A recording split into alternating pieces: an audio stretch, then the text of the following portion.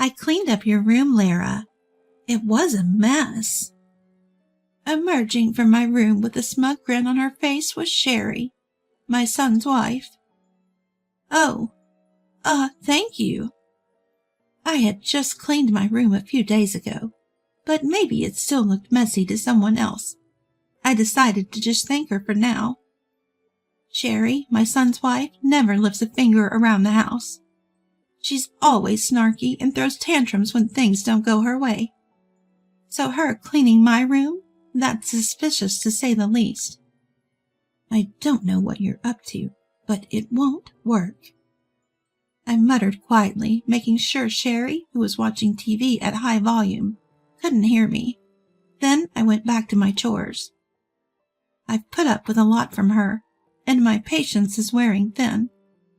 I've warned her before, but if she continues to act this way, she'll have to face the consequences.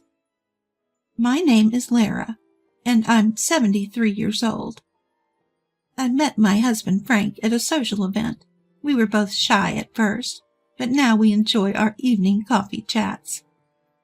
After we got married, I became pregnant with our son George. Frank was thrilled and helped me with chores, even though he was clumsy. Once George moved out for work, our lively home became quiet, and we felt a bit lonely. Then George brought home Sherry, his then girlfriend.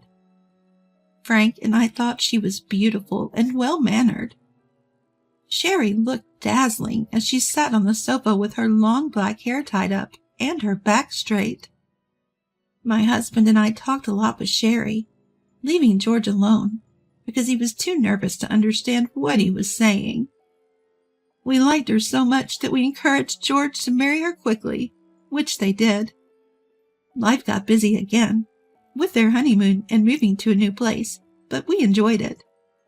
We were disappointed when they decided not to have children, but we understood. We thought peaceful days were ahead, but we were wrong. They kept coming back home for trivial reasons. Whether it was a broken air conditioner in the summer or unpaid electric bills in the winter, they'd stay with us but leave all the work to us. At first we felt sorry for them, but it became increasingly annoying. Frank, who once welcomed them warmly, now gets stressed just seeing them.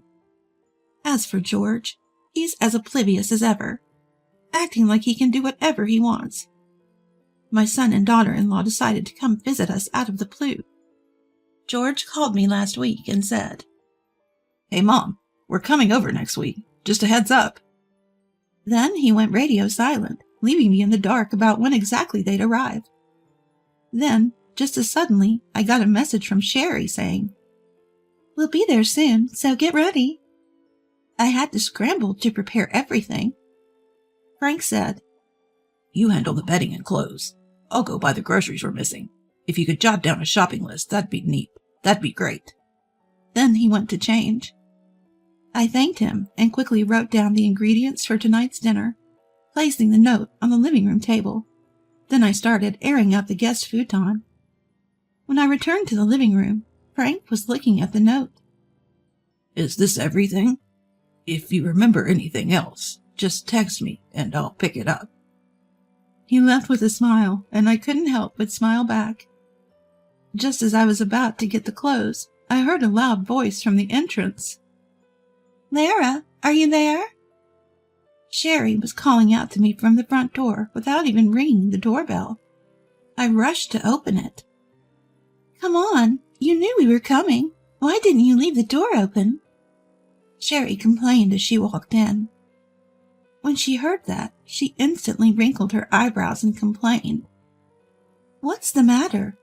It's rude not to be happy when someone comes to visit," she retorted. I held my tongue and welcomed her in. "Where's George?" I asked, noticing his absence. "Oh, Frank snagged him for grocery shopping." I was a bit annoyed by her nonchalant attitude, but decided to let it go and continued with my preparations.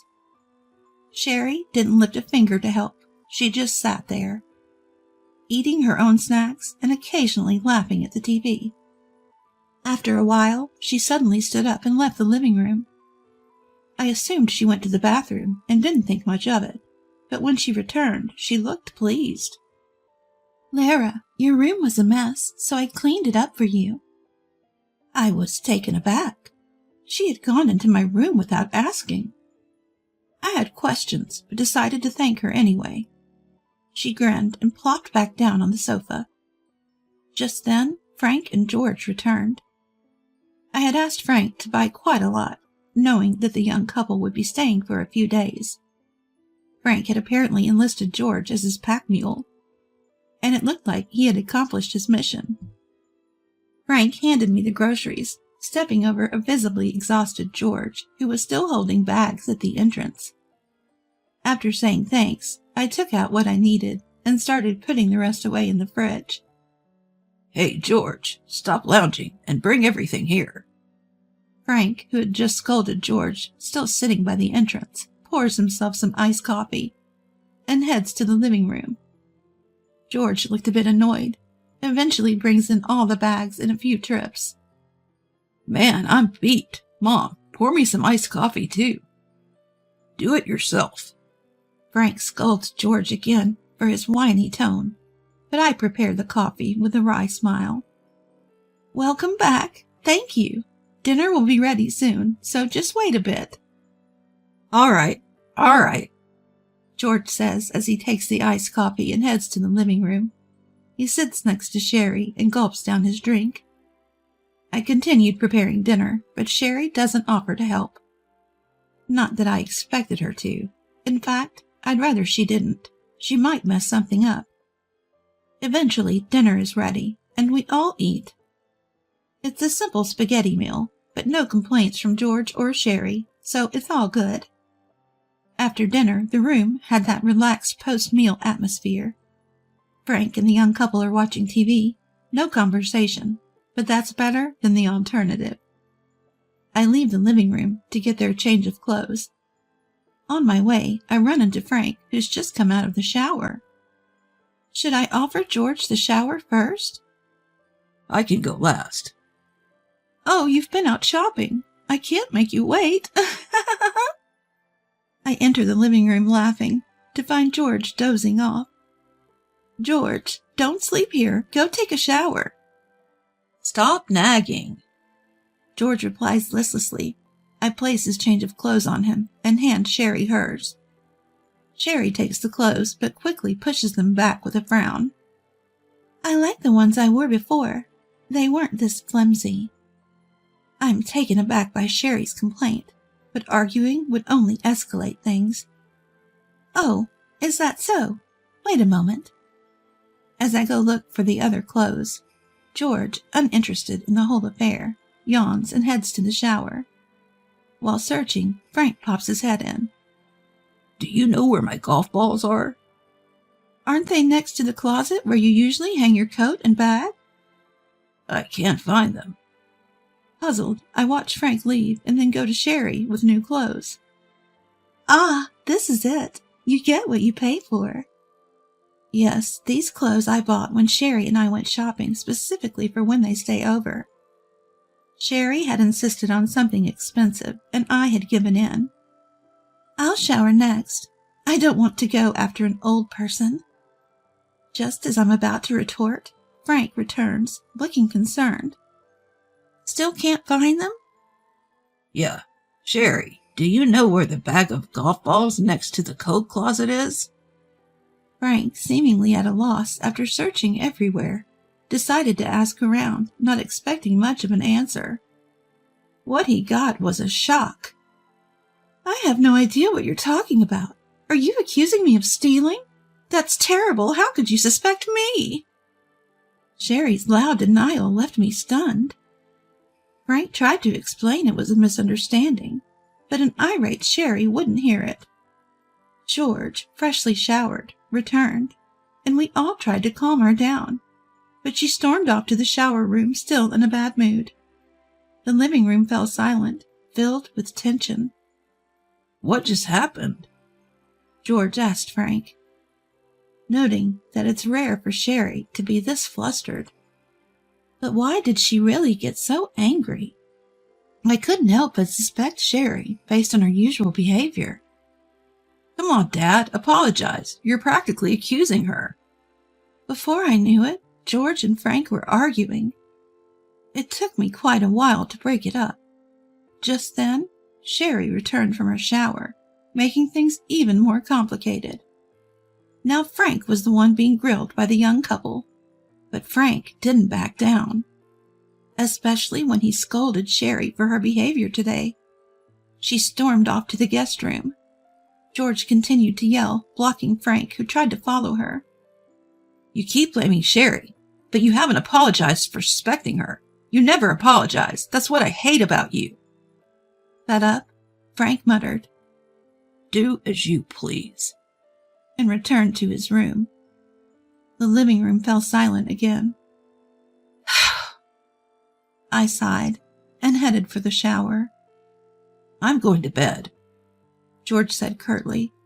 Heading for the guest room, I stopped him. The guest futon smells musty, George. Sleep in my room. Sherry when Frank and George went shopping, and Sherry overreacting to Frank's words. It just seemed suspicious to me, so I started to think that she was planning something by saying she had cleaned my room. So I decided to let George use my room, which was supposed to be for Sherry. Your room? I'm fine with a little mustiness. I'm not a kid anymore. What if you get pneumonia? See, that's what I mean. Fine, I get it. George seemed annoyed, but gave in and headed to my room. I glanced at the guest room Sherry was using. She wouldn't know about this exchange, being in a bad mood. If nothing's wrong, that's fine. I planned to prepare the guest room for George tomorrow. George opened the door to my room and went in. Whoa! What the? I heard George scream and rushed to my room, flinging open the half-closed door. I turned on the light and was speechless. George was in the room, clutching his leg in pain, surrounded by a scattering of golf balls. The golf balls Frank had been looking for were strewn all over my room. In a pitch-black room, George must have stepped on it. Of course he did. Who would ever think there'd be golf balls scattered all over the room? George lost his balance, stepping on one, tried to regain it, but ended up putting his weight in the wrong place and fell. It seemed like he hit the floor hard with his entire body. He's clutching his leg and whimpering, tears streaming down his face. Hearing the commotion, both Frank and Sherry came out of their rooms. Frank peered into the room from behind me and said, What's going on here? As he tried to help George up. But Frank also tripped on a golf ball and almost fell just like George. I turned around. There stood Sherry, pale as a ghost, trembling. Why is this happening? This is Lara's room. Her voice was so soft, it could have been drowned out by Frank's urgent questioning of George. Yes, this is my room. Speaking of which, Sherry, you cleaned this room today, didn't you? At my words, Frank and George turned around, and Sherry took a step back, flustered. Did you see these golf balls when you cleaned? I asked gently. Sherry just stood there, shaking. Sherry, do you know anything about these golf balls? Still Sherry remained silent. Hey, Sherry, what's going on? Answer me. George, losing his patience, raised his voice. But he's clearly in pain from the fall. I didn't know you'd be coming into this room. Reluctantly, Sherry backed away, shaking her head. Frank muttered, We have no choice but to call an ambulance and the police. At those words, Sherry collapsed on the spot, sobbing.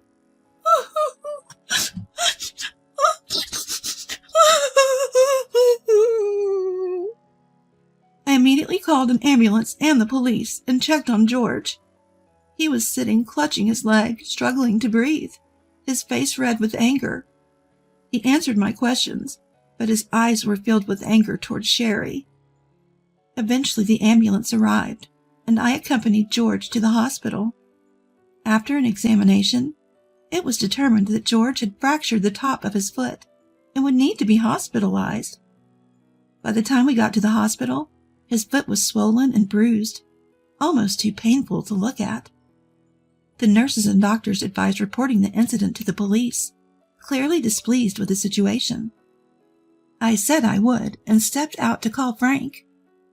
Frank answered and told me the police had arrived and were currently taking statements. The call was handed over to the police officer, who said they would like to hear the full story later, to which I agreed.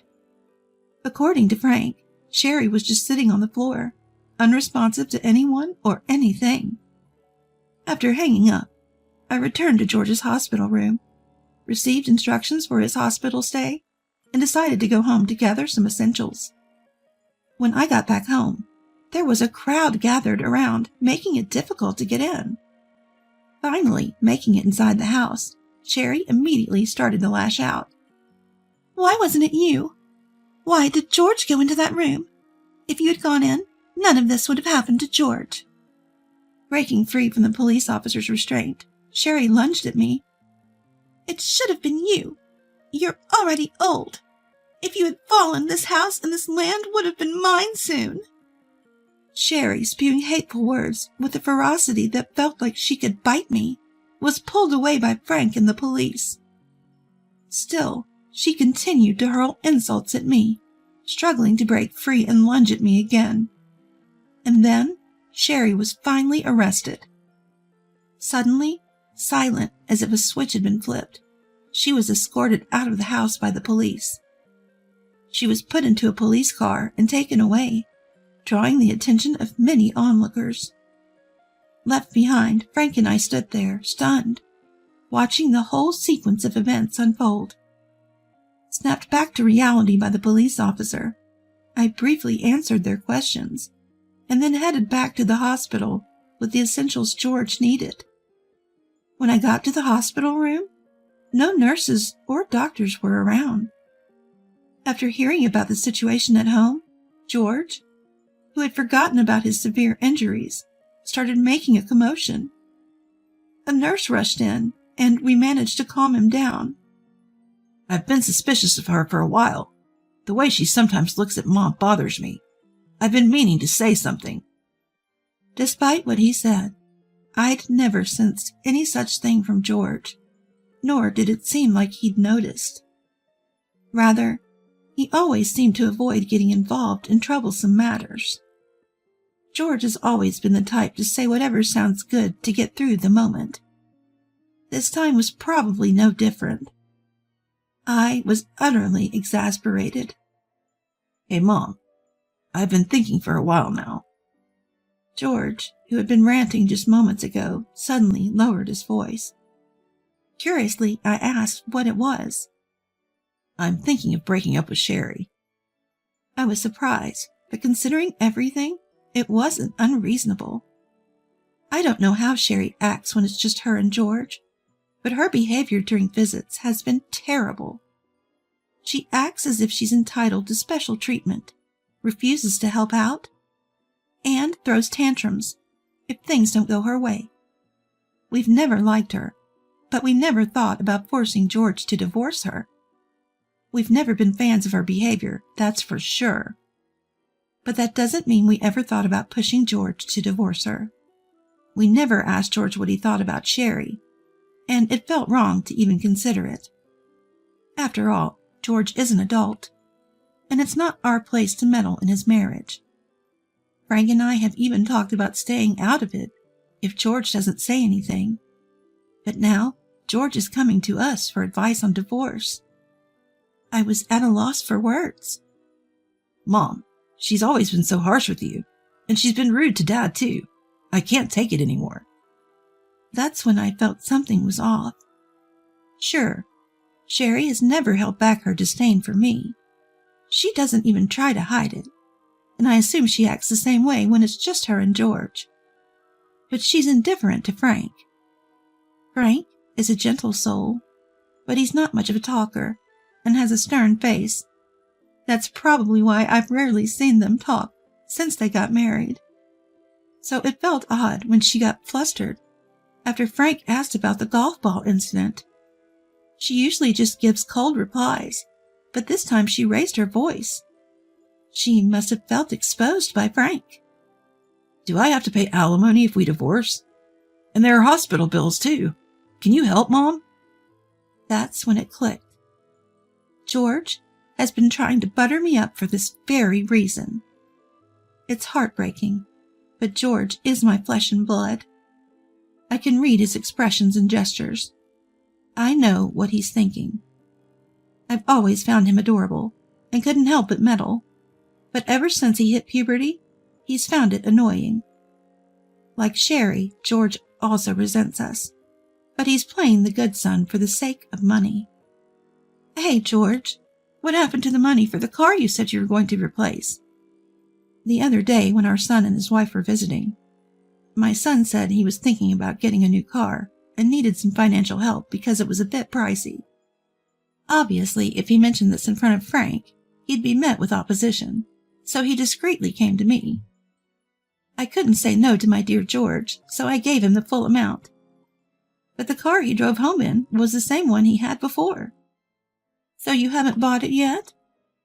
If that's the case, you can use that money for the hospital bills. It might not cover alimony, but it'll help. But then what about the car? You can save up again once you're better. We have our own lives, you know. You're old enough to figure things out yourself. I'm pissed off. I was dumbfounded that George still expected financial help from us at this point. I left the hospital after saying just that. The truth is, I knew George had been squandering the money I gave him. Sherry had told me, though she was obviously benefiting from it too. I've always worried about him and meddled in his affairs, but it seems that has backfired. I took this as a good opportunity to tell Frank everything. After hearing me out, Frank said, I've been meaning to talk to you about this. He recently lost his job and is in considerable debt. I was shocked, and so was Frank, who had heard this while they were out shopping. At this point, there's nothing more to say to George. Frank and I decided to disown him. Some time has passed since then.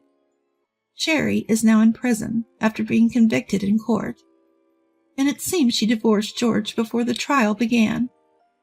But later I heard that it was Sherry who initiated the divorce. Apparently, they were both initially enjoying the money they'd gotten from me, but George started reducing Sherry's share until he stopped giving her any at all.